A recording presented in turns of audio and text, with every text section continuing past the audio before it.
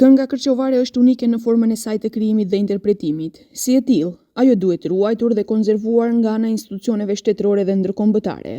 Kërkon këngëtari Begjetja Godini, i cili këto teza dhe kërkesat e tij i ngre edhe në librin Kënga që flet në rën, kërçova në zemrën e folklorit shqiptar, që së shpejti pritet të shohë dritën e botimit. Kam kërkuar, në fakt, dhe jam konsultuar me profesor që kjo këngë e bukur, kjo veshje kombëtare e ka vendin në UNESCO.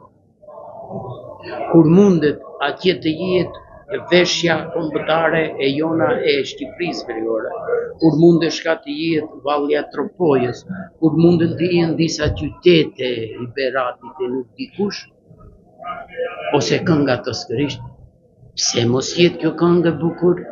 Ja Godini shprehet se deri më tani brezi i tij është përpjekur ta ruaj këngën burimore kërçovare, por fatkeqësisht tani më kanë mbetur shumë pak këngëtarë që interpretojnë. E nderuar, unë me keqardhje e tham këtë.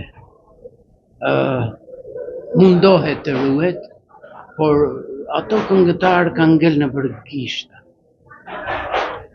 Sepse kënga kërçovare për ta kënduar duhet të jesh i lindur me këngën kërçovare, i mishëruar me atë, i rritur, mandje dhe i plakur me atë bashkë. Libri që së shpejti do të botohet është një hulumtim i këngës kërçovare dhe është i pari i këtij lloji.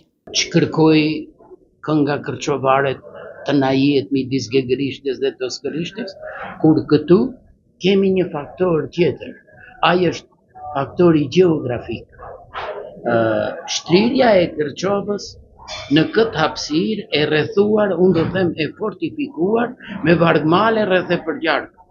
Këtu has kemi ne gegërishtin dhe toskërishtin. Në librin tim sjell argumentet, por i sjellin vetë këngët. Ata e thonë se janë tepër burimore, se janë tepër të lashta, ato janë kërçovare, uskanase, ilire, po do të them edhe penestiane.